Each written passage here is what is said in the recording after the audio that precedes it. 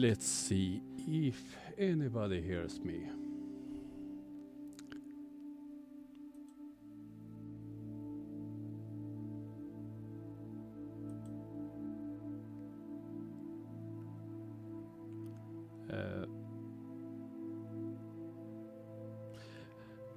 Looks like I'm online.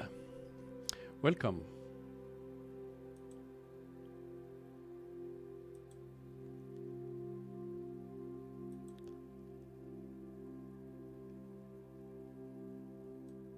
You can't hear me? It's only in Scotland they don't hear me. Okay, been a while since I was online. Been on a trip, been away for a week. And I've been in Germany for some hours. But I didn't meet Peter. Okay.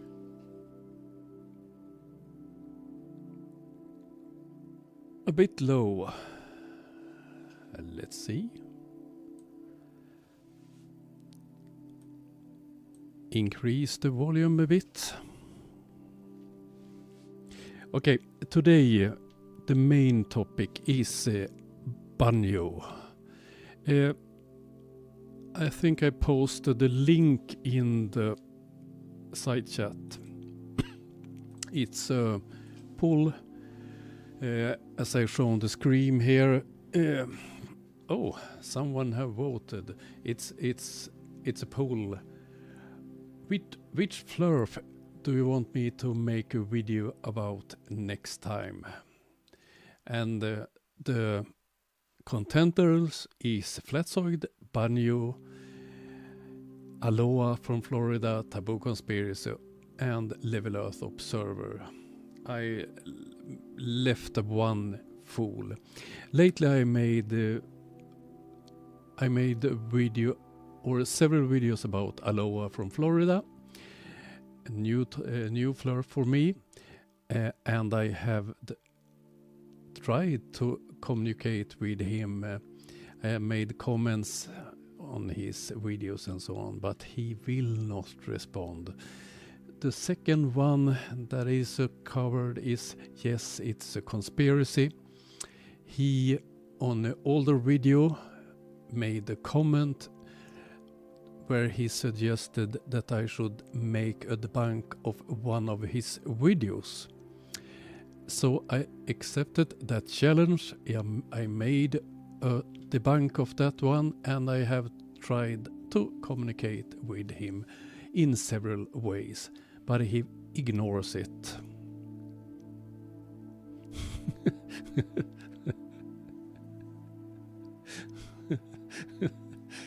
Okay. Not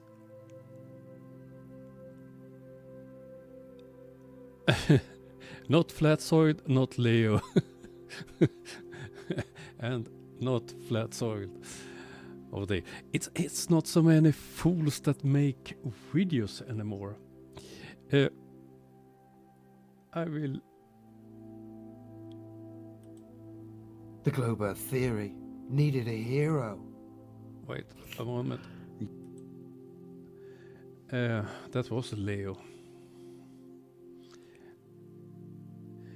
Let's start with a video from the fool Taboo. This one, I think this one is great. It's a quite short video. I haven't chosen the whole video. It's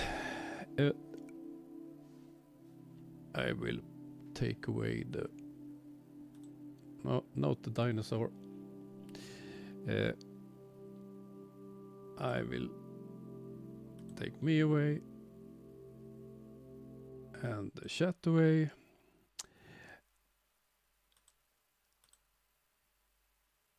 This video, the first one, is a great example of how flat earthers either are stupid or really, really dishonest.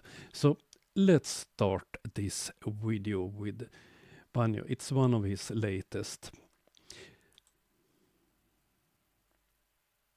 Hello guys, hope y'all doing fine today. I haven't uploaded anything lately due to a YouTube strike. And we're not sorry.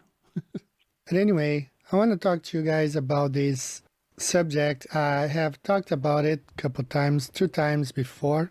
When after Professor Phony made a video about it, and then after Michael Certain.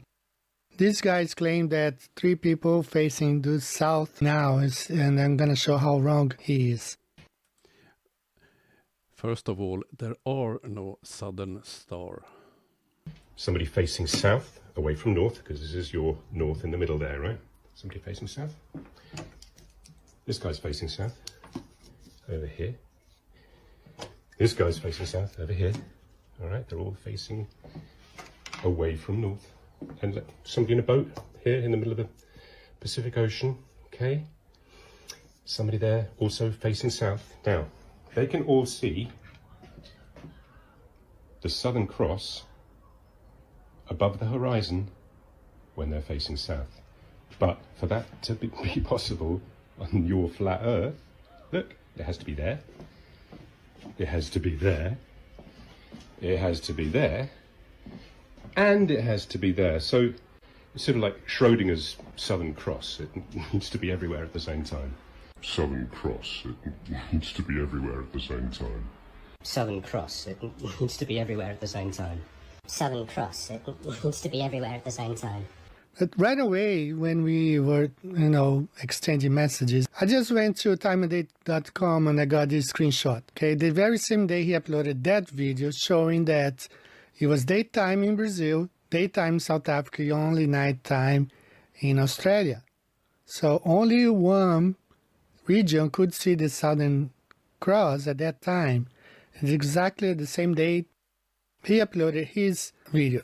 The funniest thing about this video is that I pointed out to him that he wasn't in all 4 places at the same time. He was going around the table showing the star at one place at a time. Okay, let's have a look at this one. When you will see the Southern Cross on different continents in the southern hemisphere is obviously in winter time in the summer hemisphere. It don't takes, you don't have to be genius to understand that. And in the bottom here in the screen you see the date. He chose the 9th of December in the summertime in the southern hemisphere. So I went to timeanddate.com, I printed this and sent to him, and I told him that the Southern Cross was in Australia only at the same time he was making that video. So this is so stupid. I chose to do this instead. I did go to the same source as he, and I choose the 20th of June. In this example, in the southern part of South America, it's twilight, you can see stars, and the same on the east coast of Australia and the South America at the same time. So here you have a chance to see the Southern Cross on all 3 continents. And if we move on, another time on the same day, clearly you have night in South America and Africa at the same time. Both of them can see the Southern Cross. And it makes no sense at all on a flat Earth. And if we take another time on day, the same day, the 20th of June, it looks like this. The southern part of South America can see it, the the east coast of Australia and New Zealand can see it at the same time. Oh dear. One of the things he said that's really crazy is this one that he says the Southern Cross is observable in exactly the same place for the entire night. Just like saying that you observe the sun standing at the same place all day.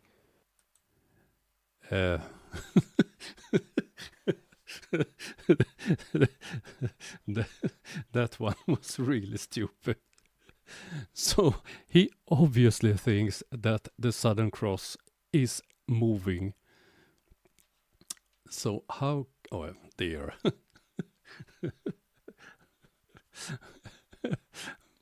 It's always observed south of people on the southern hemisphere. Or the moon at the same place all night. And we all know that all the luminaries move from east to west. But I want to show you something really interesting, and you can go to my backup channel. I just uploaded this video there. It's a US Navy video, made back in the 50s, I believe, talking about celestial navigation. And they emphasize that all the celestial bodies seem to move from east to west, all of them. So please take a listen to this video. They gave this sphere a name, celestial sphere, and we still call it that today. From Earth, it appears to move from east to west, one complete rotation every 24 hours. Polaris, or the North Star, is approximately at the celestial North Pole, and the rest of the sphere appears to revolve around it. The apparent motion is common to all celestial bodies. Their hour circles are constantly rotating from east to west. When stars are used for navigational purposes, another reference must be used to determine their position. Stars appear to move, however, they do not change their position relative to one another. So even though the celestial sphere appears to be moving, the prime hour circle and the hour circles of the stars maintain constant relative positions. So the sidereal hour angles, as well as the declinations of the various stars, are considered fixed. All right, so all stars are considered fixed because they are fixed. We don't have parallax between stars. On the heliocentric model, the star's position would change by the hour because, according to the heliocentric model, the universe is expanding. But he don't he don't understand what the presenter meant when he talked about they were fixed in relation to each other. Have this man ever looked up in the sky and looked at the stars? That wouldn't work. The IRS inertial reference system in aircrafts wouldn't work. Nothing would work on an expanding universe. And he don't understand scale, how far away the stars are. And that we all moves. We moves, the stars moves. Oh dear. But we have had the same star map, star chart for thousands of years. And that's wrong. For instance, the Polaris, when they built the pyramids, it wasn't the same pole star as today. Stars do not move. It matches the flat Earth model observation, not the heliocentric model. And what is the flat Earth model? So far, I haven't been presented one.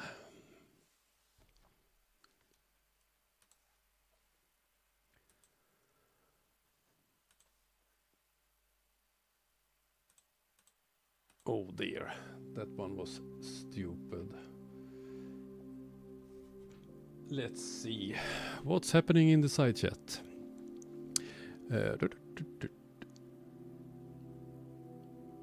I think I scared all of you with that stupidity. The next one is from Banjo, and nowadays, I have talked about it before, nowadays fools like Banjo and Dirt seems to find their material on TikTok, and I have chosen some of Banjo's own stupid videos from TikTok. Let's start that one. All flat earthers started out believing the wobbling, spinning space ball. We were educated in public and private schools. We were told what to believe is true without question. For many years, I never opened my eyes and saw the Earth for what it was, or is. My mind was controlled. I was spellbound to an illusion, thinking it was real. Then just a few years ago in 2020, I kept hearing flat earthers this, flat earthers that. I thought to myself, who on the world would think the Earth is flat? It's just ridiculous. However, I wanted to know why people took flat Earth so seriously. Who takes flat Earth serious besides the few flat earthers out there? I wanted to stand in their shoes, see and understand things from their point of view. So, did my own research. I came across Eric Dubay and... Oh dear. Eric Dubay and his 200 lies. And his 200 proofs video on YouTube. I mean, if a man claims he has 200 proofs, that's a big claim. And a bunch of... It's only rubbish. If it is that big, then I figured he takes the flat Earth seriously. No, he's in it for the money, selling stupid books and so on. And would be a great source of information to and a source of income. Start with. I watched the video, 200 proofs the Earth is not a spinning ball. Okay. And here we have Banjo's favorite map. That is a globe projection. I watched 5 minutes. I watched 10 more minutes. I started feeling as if a dark spell over mine was lifting. No, it was the stupidity that was attacking you. Content in the video made sense. It was logical. When Eric explained no curvature in the ocean, that is when it dawned on me. The globe spell lifted from my mind. I was liberated. The Earth is flat. You see, I served in the Marine Corps back in the late 80s, a 4-year enlistment. I was at sea for almost 2 years of my 4-year enlistment. 6 of those months, I was at sea, with no shore leave because of the operations in the Persian Gulf, leading up to Operation Praying Mantis in April of 1988. I manned a 30mm automatic deck gun on the barge Hercules, the U.S. government leased. The government transformed the Hercules from a construction platform into a miliary platform. It was my job to stand watch over the ocean, looking for surface contacts. It was this experience combined with Eric's explanation that there is no Earth curvature, because you can bring ships out of view or beyond perspective back into full view within perspective. I'm quite sure if this true that this fool have served in the Navy, no one have let it in to the wheelhouse, and no one have explained how the more advanced weapons they have works, as ship-to-ship missiles and so on, because all is depending on the Earth curve. Oh dear. Ships are brought back into full view. No, they are not. Using optics, and there is no wall of water, Earth curvature, blocking my line of sight. There is no refraction because light is passing only through one medium, air. There are no refraction? Oh dear. Although there is humidity and moisture in the air, humidity or moisture act like a magnifier, making objects seem larger or... And if they act like a magnifier, you have no refraction, but we have a big magnifier. Close, as opposed to a mirage illusion. My real-life experience coupled with Eric's well-documented explanation well-documented lies. Oh dear. liberated me. The more I watched, the more astonished I became. I'd never noticed details about our reality. I never questioned my teachers, my university professors. Why would they lie? They aren't doing it on purpose. They are just ignorant. They too were told the earth is a ball. However, you must be humble. You must have an open mind. You must believe a yoga instructor from US that have moved back from Thailand and making children's books about this fantasy world of yours. Oh dear. Be willing to leave your comfort zone and experience something you never did before. Learning the earth is not a globe is like leaning there is no Santa Claus, no Easter Bunny, no Tooth Fairy. Once you realize the earth is flat, it settles in you like cemented truth. It's compatible with common sense. It confirms with what you see with your own eyes and experience. You never go back to the believing a wobbling, spinning space ball. Eric Dubé has picked up the banner or torch from the 19th century scholars and carried it into the 20th and 21st century. Eric Dubé is Earth's 21st century flat Earth scholar and authority. If you are curious about flat Earth, this book is a great start for you. Oh dear, I love those Eric Dubé fanboys. Sometimes I wonder if it's Eric himself that have different accounts, because this was AI voice, so perhaps it was Eric himself. The next video is a short one from Banjo himself. He loved this type of videos. Jumping in New Zealand, according to Globe Tards.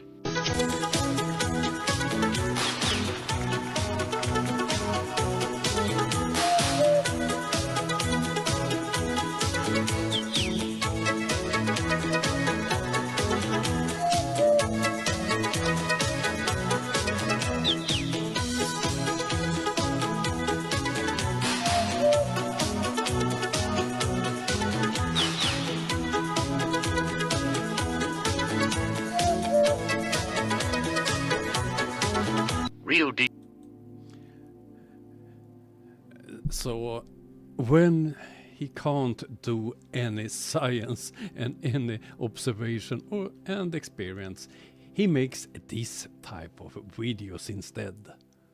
Janeiro, Brazil, according to Globe Tards.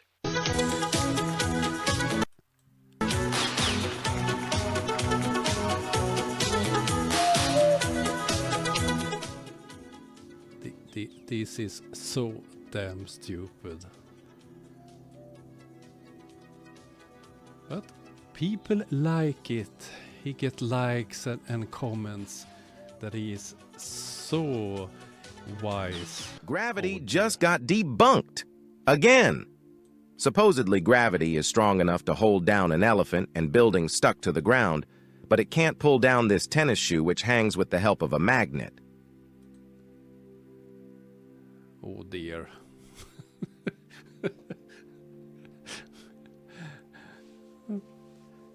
It's too stupid.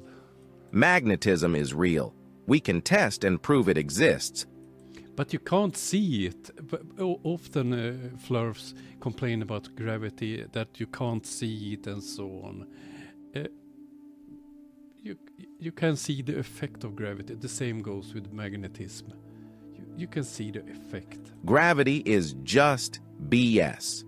So there is an enormous parallel between the two. It's a great beauty that electricity... And here he tries to prove it with cherry picking from a professor that have a lecture for students. acts in a way that is very parallel to the way that gravity works. If you compare electricity with gravity, you will see that electric forces are way more powerful than gravitational forces. So what holds our world together?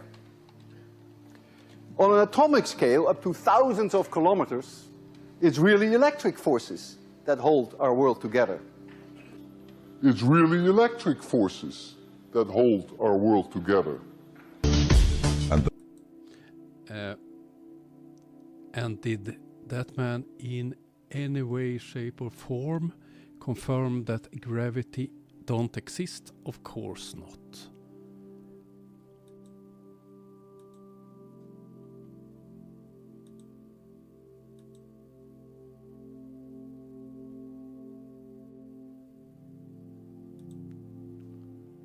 The sun stood still and the moon stayed until the people had avenged themselves upon their enemies.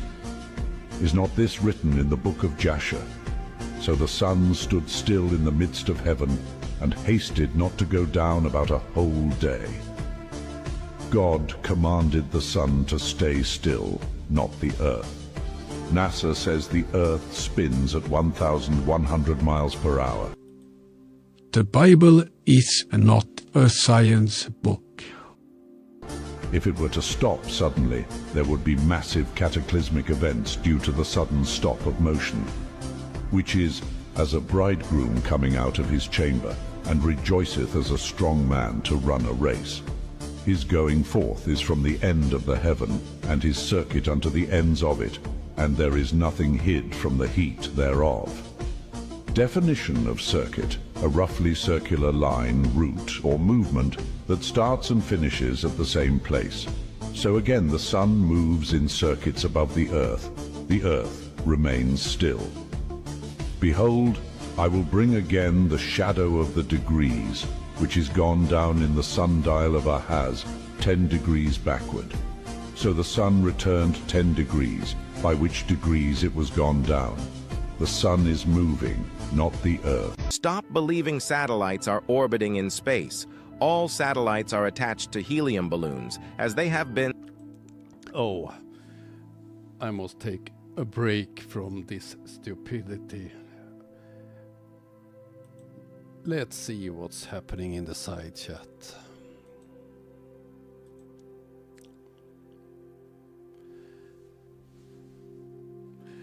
Not much.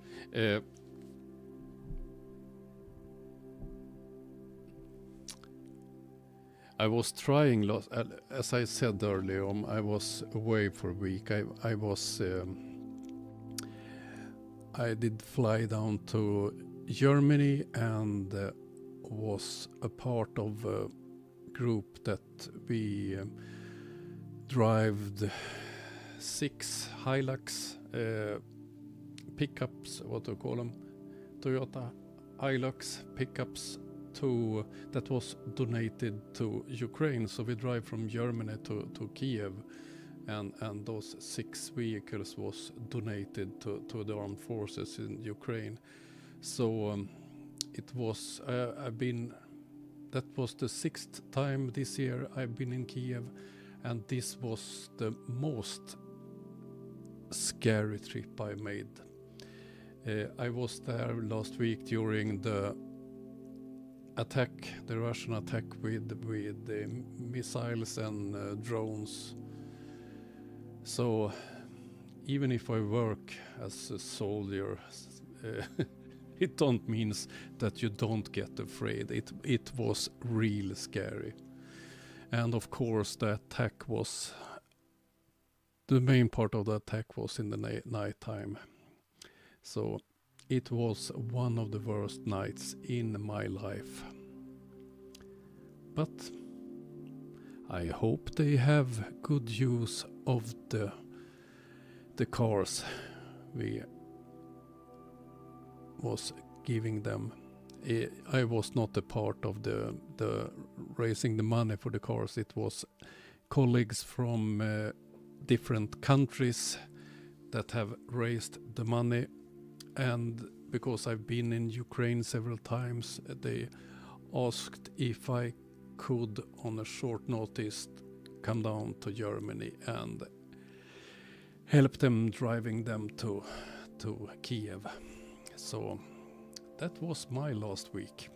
I got home yesterday quite tired, and I slept for 14 hours after that experience.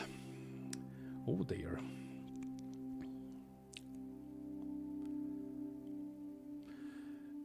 I have another video All flat prepared. earthers started out believing.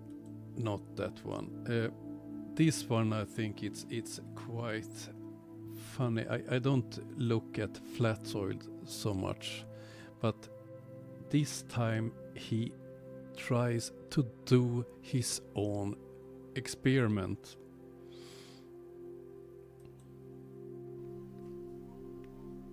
This is an orange. We're going to use this for the science experiment today.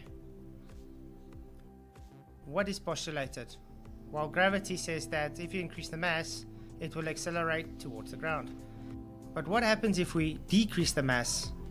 Should it mean it has more of a buoyant force acting upon it from the other side, which would cause it to go up? This is going to be an interesting experiment. Let's do this. The scientific method.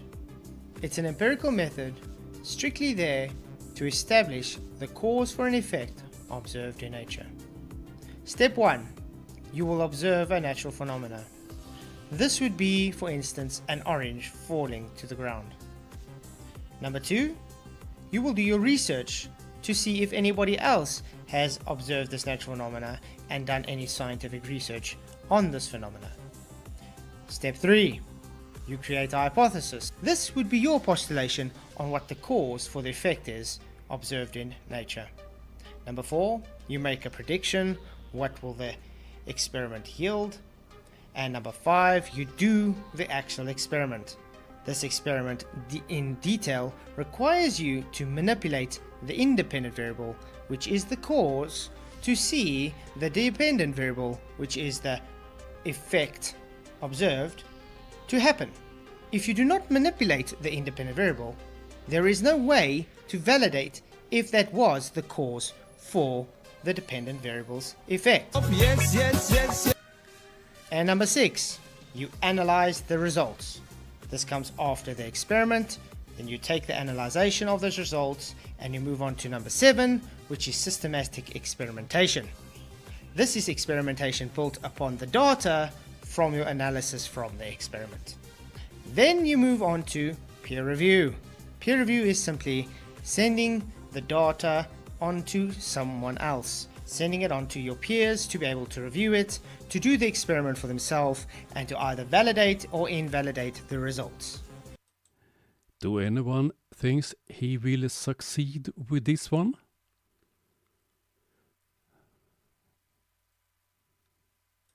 In essence, this is a peer review right now.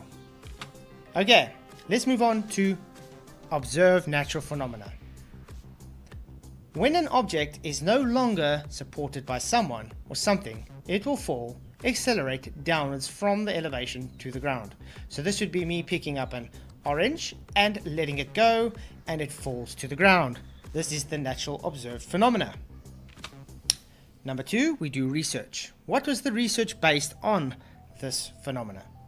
The research tells us that the cause for this falling acceleration is from the concept named gravity. This concept is very vague and has no actual definition or cause for its origins.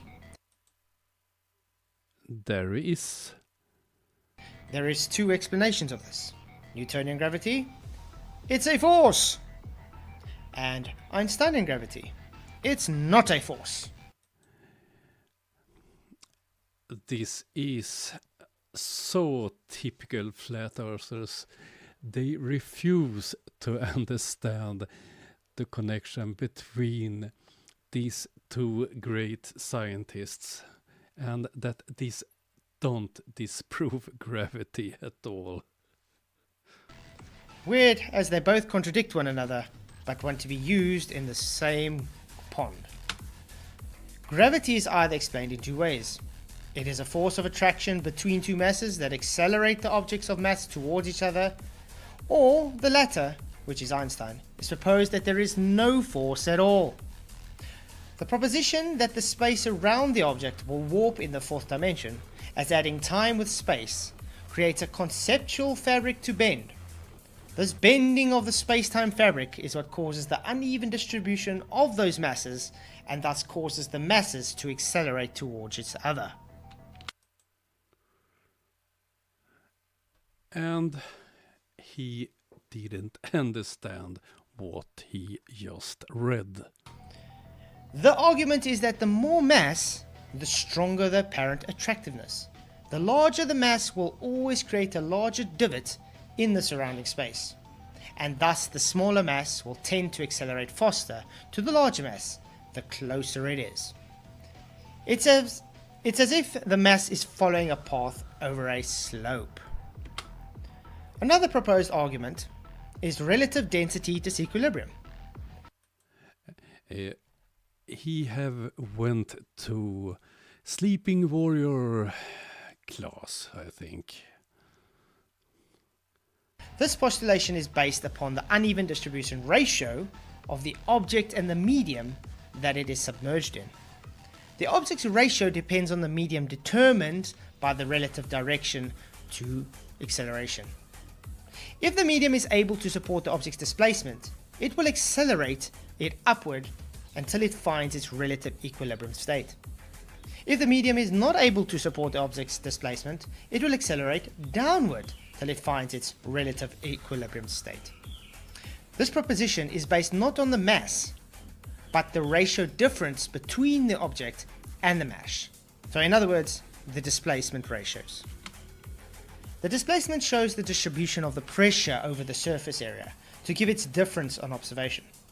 Just as you would see a huge container ship with thousands of tons able to float on the ocean, and with a bowling ball only a few kilograms able to sink. Now, if we had to flatten out that bowling ball, it would displace enough pressure over the surface that thus it will not sink. This postulation shows that it's not the mass that causes the acceleration, but the distribution based on the ratio between the object and the medium. So far we are almost halfway through his video. And will we see some kind of experiment proving his theories? I don't think so. Number 3, we create the hypothesis. Since the consensus is based on gravity, we will hypothesize and experiment on them first. Let's start with Newtonian gravity. Newtonian's law of gravitation statement that any particle of matter in the universe attracts any other with a force varying directly as a product of the masses and inversely as the square of the distance between them. So in other words, the larger mass will attract the smaller mass more, and the distance between them would give them a different accelerative rate. Create an hypothesis. Still, the mass of an object determines the amount of force the object will be attracted to. It's the largest mass. If it moves the mass, it should show less attractive force and thus not accelerate at the same rate towards the ground as when shown to have more mass. IV, this is the independent variable. IV would be mass. Mass is the cause for the attractive acceleration. dV is the observed natural phenomena. So it's the dependent variable. It depends on the independent variable. Without manipulating the independent variable, you are not able to get the observed phenomena, which is the dependent variable, the effect. So remember, you have to physically manipulate the mass in this situation to get the effect observed. What is the effect? More mass would show acceleration towards the larger mass, in this case the ground.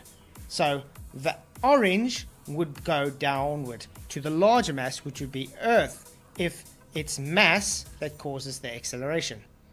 The null is the antithesis of the hypothesis. So if it is validated, it means your hypothesis is invalidated. If the null is invalidated, your hypothesis is validated. This is a prove situation. You either prove your hypothesis or you prove your null. No matter how many times you do this experiment, it will always be either proven or disproven. Mass has increased and yet shows not to accelerate to the ground. Number 4.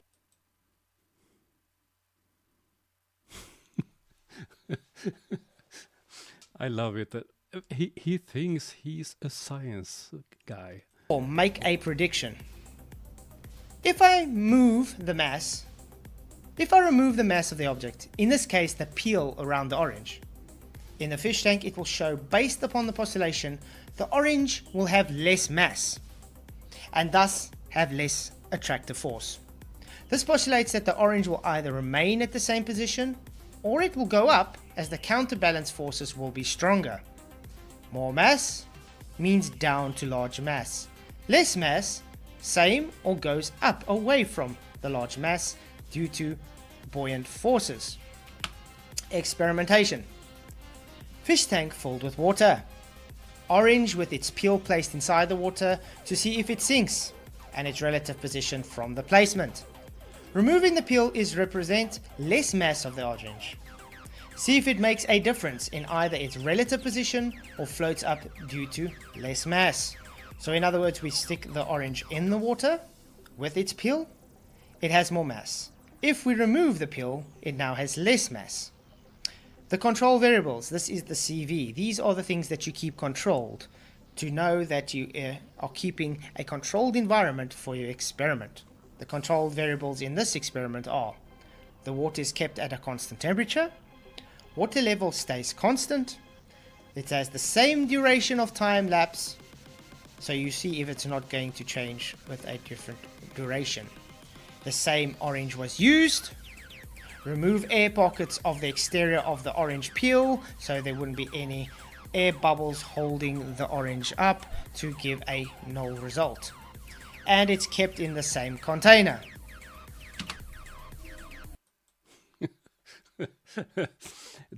This is not far from Sleeping Warrior's experiment. This is the orange. Let's submerge it in the water. As you can see, it is floating. This is a bit counterintuitive, as you would think this is the structure where it has the most mass. So therefore it would be needing to attract to the Earth, which would be the larger mass. Maybe it could be the air bubbles in the pores that's holding this up. Let's clean the air bubbles off. See, we're cleaning it off, making sure that there is no air bubbles in, just as the control says. Nope, it's still seeming to float. So definitely not the air bubbles holding the orange up. What do you think will happen when we remove the peel, which is removing the mass? See, I'm cutting the peel off and we're going to peel it off so it has less mass.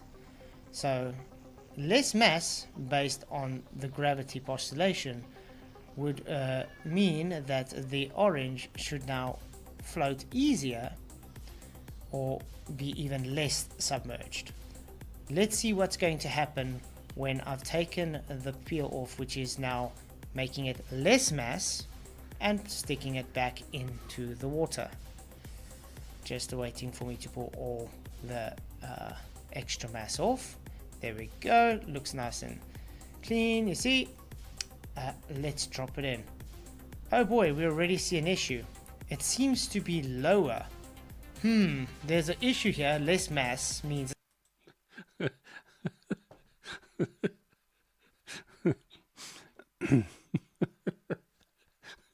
it was things.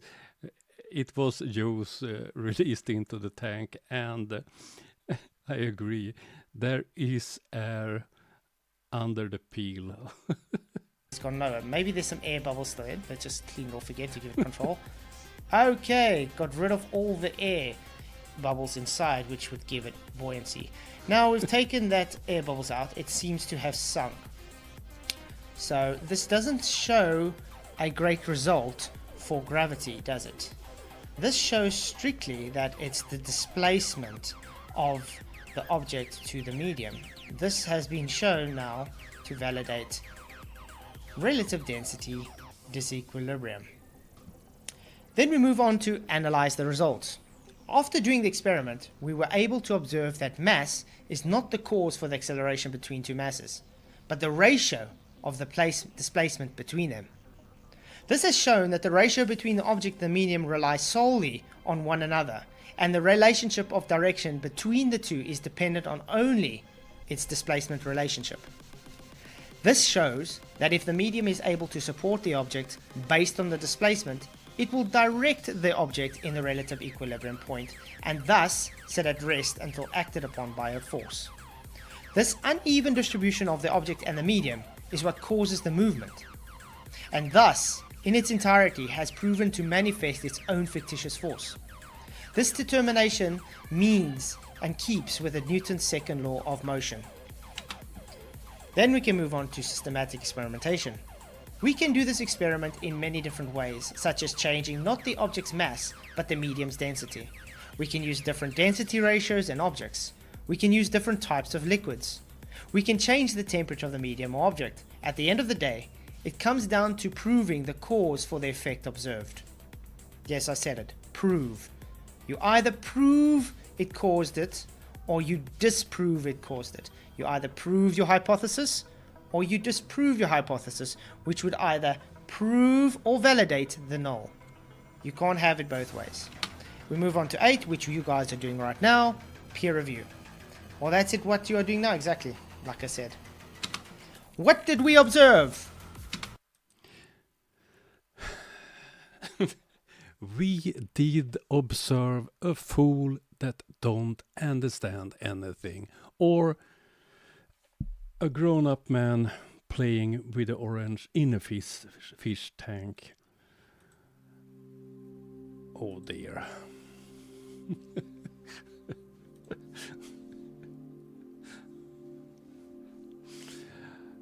He is so damn stupid.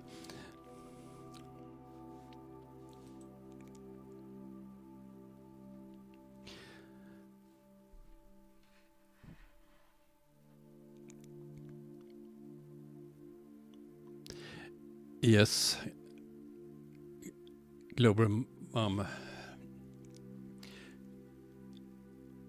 Of course, he gets water into the orange, and under the peel, there were obvious that it was some air and so on.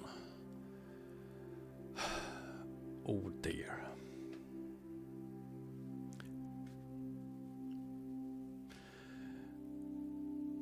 So,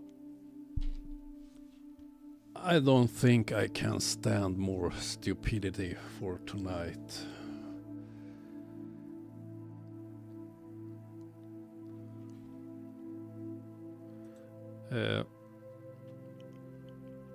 Here, on this link that I posted, you get to the poll, but I believe that I only have one vote on it.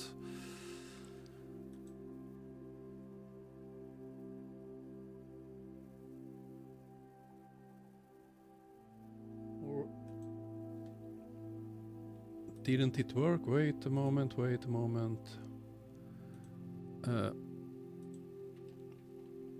This, I meant. Now it's the correct one. Now it's the correct. Yes, I know it. I did post the wrong link. It was the first time I used that one. So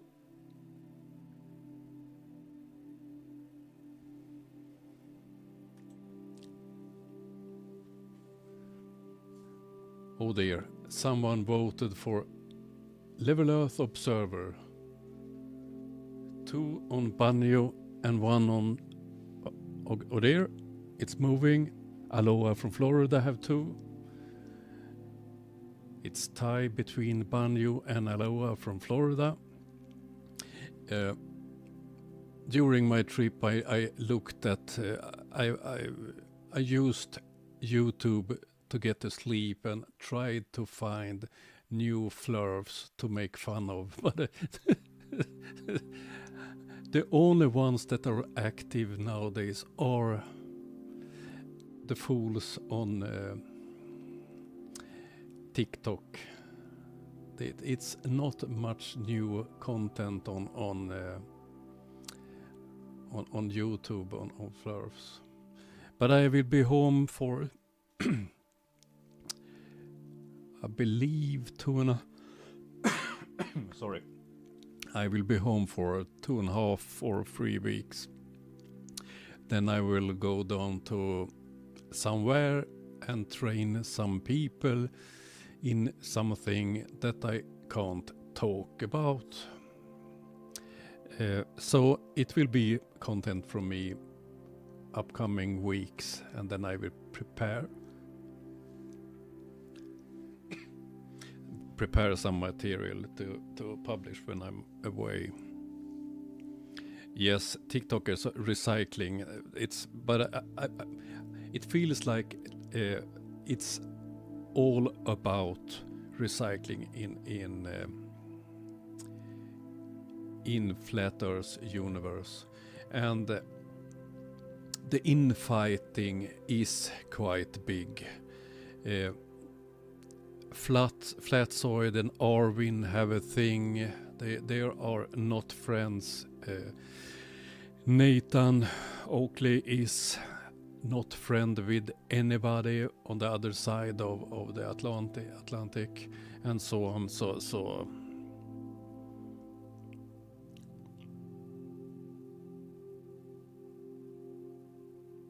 are Sleeping Warrior active? Do they have a new channel, or? I've seen Sleeping Warrior at Flatzoid channel and so on, but I haven't seen that he posted anything. Yes, but Daniel Pratt, I lost interest in his channel, and Eric the Bay is on repeat. CC is quite funny. Quantum Eraser, I haven't looked at him for a while.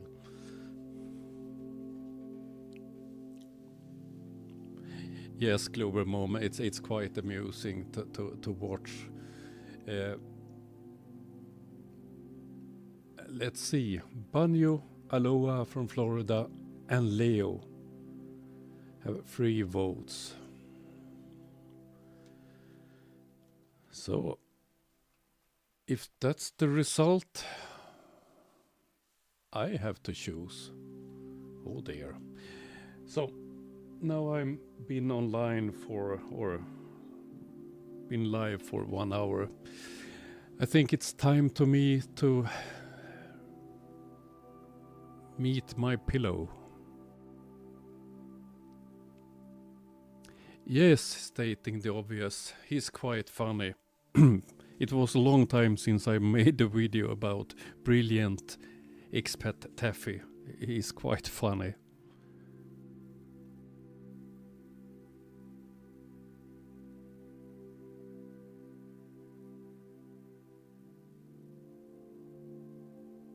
Yes, I see. I seen that Sleeping Warriors making a lot of community posts, and sometimes he have been a guest on Flatzoid's Freak Show.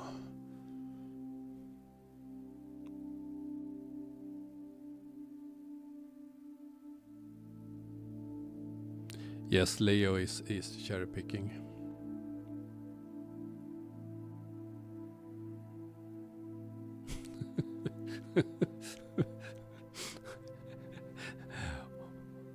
What's the closest I've been to a camel?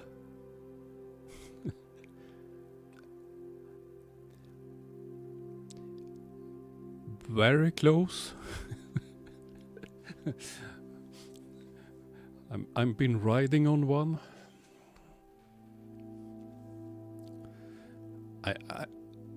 I'm quite sure that it's some kind of joke, but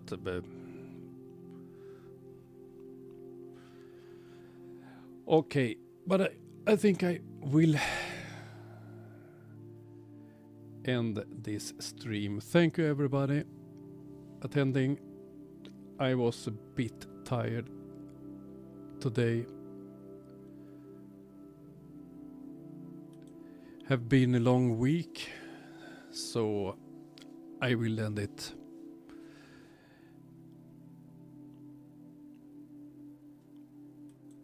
Yes, it's late. I have slept almost nothing the last week, so therefore not my best live.